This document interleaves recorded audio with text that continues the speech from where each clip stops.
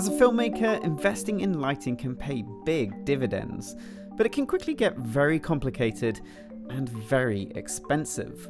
In this video, I want to show you some quick and simple lighting setups with small and inexpensive lights from the brand FIVERAY, which will hopefully demonstrate what can be achieved with inexpensive tools and serve as a jumping off point for your own creative endeavors. They sent me the FIVERAY M40, which is this little 40-watt pocket style bicolor LED lights. And they also sent me their F100, which is a 100-watt RGB tube light. So in this video, instead of just sort of like regurgitating tech specs and showing product shots, I kind of wanted to show you some simple and fun lighting setups using these two lights, so you can get an idea of what they could be used for and kind of what they can do.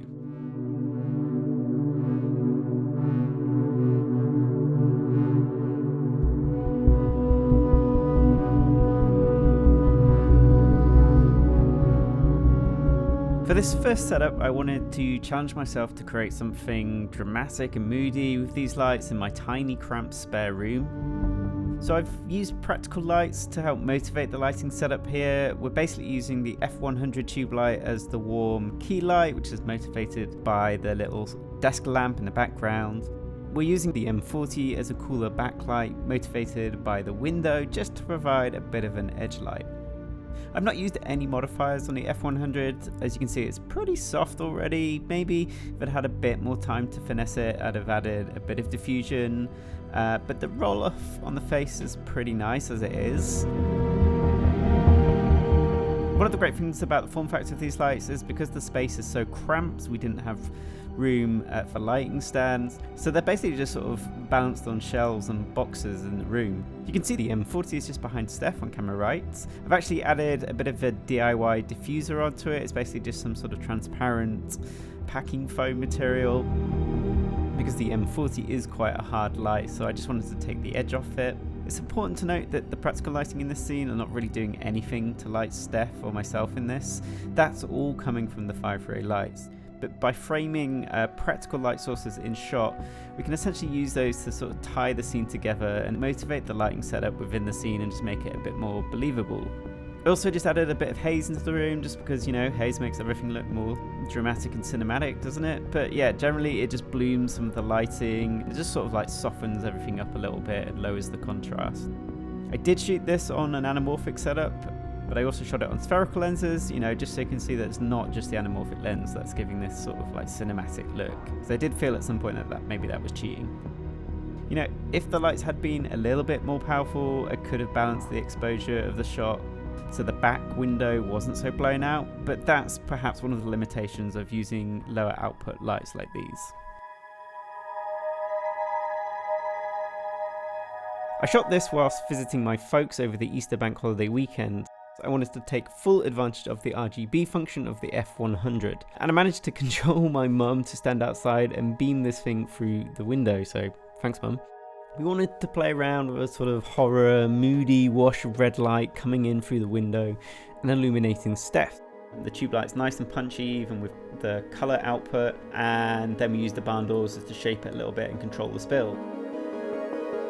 I really like the contrast here with the backlit shot and still getting some of that faint blue hue in the evening sky.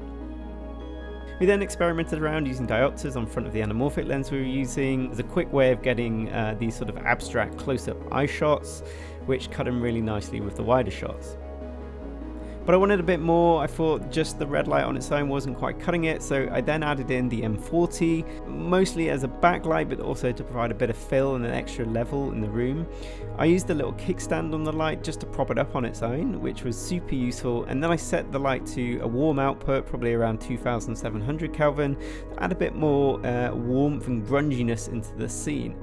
And I think it contrasts nicely with this red, having this sort of grungier orange also bleeding into the shot.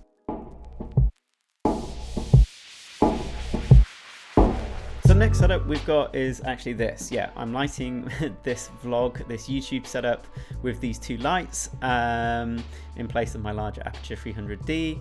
You know, I'll let you be the judge, but I think they're pretty good. There's still some daylight outside coming through. We've actually got a skylight up there, so they are punching against sort of early evening light in April. The F100 up there is serving as my key. We've got the softbox on it. It's set to around 5,500 Kelvin at around 40%, and then behind me we've got the M40 with a little bit of diffusion, and that's just providing a nice little bit of soft light, bit of backlight, bit of an edge light here, and I've just added a bit of diffusion on there just to soften up this side bit here, not make it too harsh, and just keep the whole look looking pretty soft and gentle. Considering that you can get both of these lights together for less than £350, I think it's a really interesting offering from FIVERAY, you know, considering their size, their output, and the fact that they both got internal batteries. So if you are a YouTuber on the go, or if you are shooting interviews and you don't really have the capacity to carry a full lighting package, then these might be an interesting pair of lights to check out.